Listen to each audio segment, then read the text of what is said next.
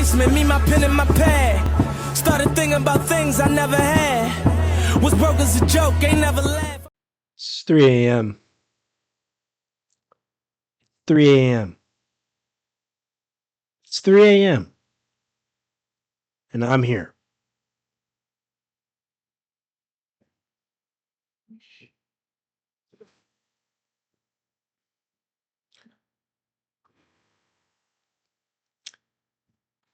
First things first. Nick Nurse. You're done. Daryl Morey. You're done. Josh Epstein Files Harris. You are done.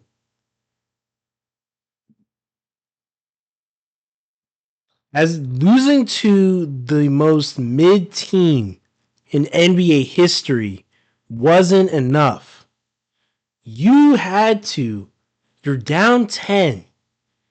The game is all but over. Your best player is on the floor. You have him aggressively trying to steal the ball, like you guys are going to come back, because no, you guys are the one that give up 10-point leads late in the game, not other teams. The Sixers do that. So in an attempt to be aggressive, a star player gets injured, out for the foreseeable future, with one player already out because of drugs. The other player can't stay healthy. But guess what? This would all be good if you had a solid point guard to come in and stay the ship. But no, you can't even do that because you traded him for nothing. Nothing. Daryl Morey, you're done. You have to go. We have seen enough. The star player method, BS, is not working. It's not. Nick Nurse is coaching like it's 2016. Something, bro. Does Nick Nurse know something that we don't know? Because he's coaching as if it is 2016. It is 2026, Nick Nurse. Wake up. Wake up.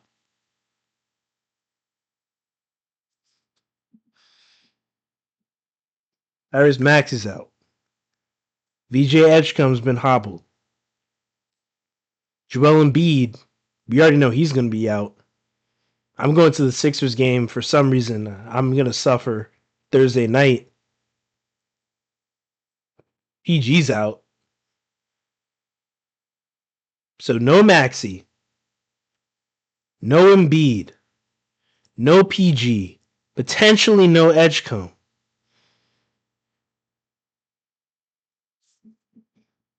It would be great if you had, a point guard to steady the ship. But once again, Mr. Epstein's best friend gave him away for nothing. For nothing. All you Quentin Grimes fans in the back, where are you? I'm searching. I'm really waiting because people were saying this was a good trade. And Paul, Quentin Grimes, he's been playing hot and he's been doing well. No duh. That on a team that was clearly tanking at the end of last season, a guy that was traded from Dallas and no one else is on the team besides Jared McCain at that point in time, of course Quentin Grimes is going to go off when there's no expectations and the team around him is not good. Once we actually need Quentin Grimes to do something, 5 points in 27 minutes, 2 points in 30 minutes. But Quentin Grimes is great. Quentin Grimes was the second coming. That's what people were telling me. And here we are. Let's see what Quentin Grimes. Let's see what Quentin Grimes had tonight. Let's see what he had. 26, 9-15. First good game in a month for Quentin Grimes. And you still lost to the most mid team in NBA history. That is I'm not joking. Like, look at their record over the last quarter century. The Atlanta Hawks are the most mid team in NBA history, and you lost. No Trae Young. And you lost. Because that's what y'all do. This is an unserious basketball team. Once again, Nick Nurse, you're done. Daryl Morey, you, sir, have ruined. Because Doc Rivers was part of the issue, but you, sir, James Harden, Andre Drummond, Kawhi Leonard rumors, KD rumors, all these rumors, and for what? You have done nothing. The 76ers have not been out of the second round since 2001. 2001. And Daryl Morey is making Sixers fans look like fools, look like Cowboys fans every single year because this guy keeps on selling us the dream of the big superstar. Well, I'm done. I am done with the big superstar. And once again, people wanted Paul George. Where are you? Because I try to tell people about Paul George. No stealing money.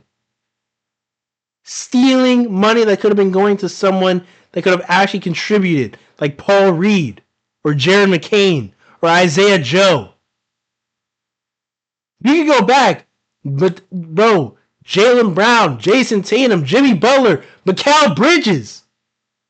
I mean, how much more do Sixers fans have to see before they realize this is the same snake show going on year after year? And there was an owner who was clearly just interested in money. But when Kelly Oubre said, like the Tyrese Maxey injury, that hit me hard. When Tyrese Maxey said, not gonna lie, everybody's been missing Jared McCain like more deeply ever than we thought we would. When Joel Embiid, who has been continuously, time and time again, failed by this garbage, poverty, Epstein file organization. There's nothing left more to say. There's really nothing left more to say. I mean, what do you want? What do you want? Because people are like, Tyrese Maxey is not ready to lead a team, whatever. What do you want him to do when the guys that are replacing Jared McCain and Quentin Grimes, who gives you one good game, every, 10 to 15 games, and then the other guy who didn't work the first time he was in Philly, some dude named Cam Payne, career journeyman, tonight 6 points. Meanwhile, Jared McCain is averaging career highs in only 3 weeks with OKC. Important crunch time minutes. Matt Dagenhall there putting the ball in Jared McCain's hands. And he's delivering. And Cam Payne can only give you 6 points. Quentin Grimes can only give you one good game once a month. If that. I mean, this is just what we're seeing. This is just what we're seeing.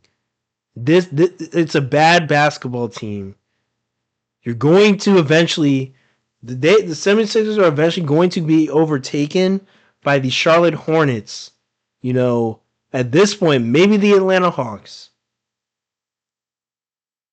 The Orlando Magic are coming back up. We were wrong. Boston, they're going to be there. Detroit's going to be there. The Knicks are going to be there. Where are the Sixers going to be? At home with the rest of us. Because we have 3 fools in positions of power that have no clue what they're doing. 0. One guy is coaching like it's 10 years ago. The next guy keeps on trying to go for the home run and can't even get to first base. The third guy, I was going to say something crazy about the third guy, but it's technically Sunday morning, so we're going to give him a little grace. The third guy only cares about money and actually doesn't care about developing team success. The third guy needs to take notes from people like Mark Cuban, from people like Pat Riley. That's who the third guy really needs to hone in his own city. Maybe he could actually just go and take notes from the football team who continuously have success at building great rosters. Same with the second guy. Maybe they could learn a thing or two, because clearly what they have is not working. But yet, here we are. Once again, this team, even if they make it up the plan at this point, it's done. First round. And real quick, we'll positive note. Shout out Jordan Davis. We called this 3 years, things like $78 million, NFL's highest paid defensive tackle. Shout out JD. This was, because everybody kept on saying like he's not that good for a guy who was drafted 13th overall. But I was saying he's a really good run stopper. If you actually look at the tape, he's very good at what he does. Then this season, he told y'all before the season started, I'm coming in with a different team. I'm coming in with a different mentality, body shape, lost weight. And we saw the career highs in sacks, the highs in tackles across the board. That Chargers game, there's a couple other games we can point to, but that Chargers game was probably one of the biggest of his career. Shout out Jordan Davis. He earned this. Now, with the Kobe Dean, he was posting himself on a story today. It's all but likely that he might be gone.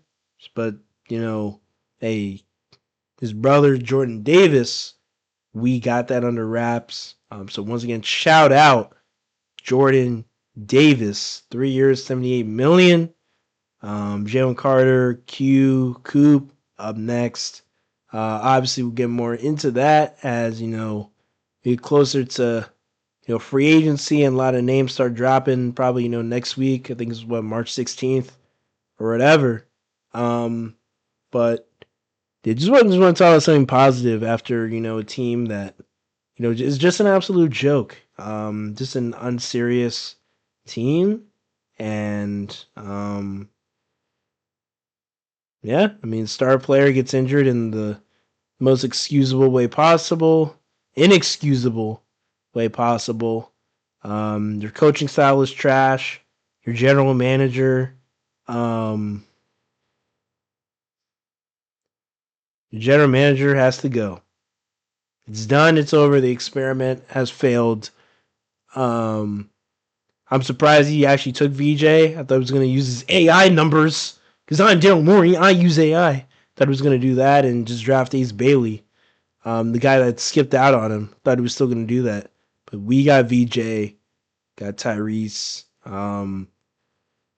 Get Paul George off the team. At this point, it's sad. You're probably going to have to move off of Embiid.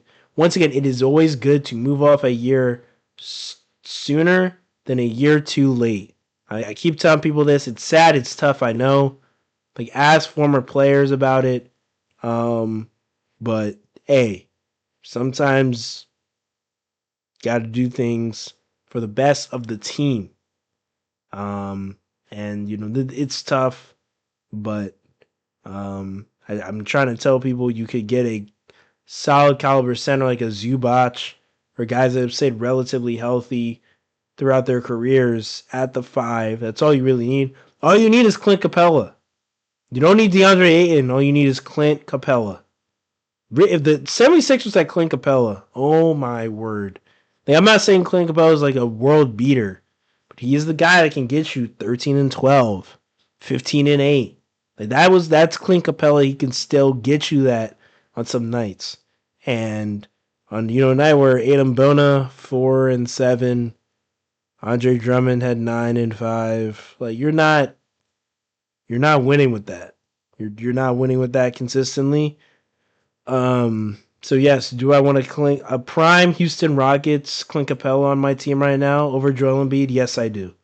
Because you can't. You can't. Best ability is availability.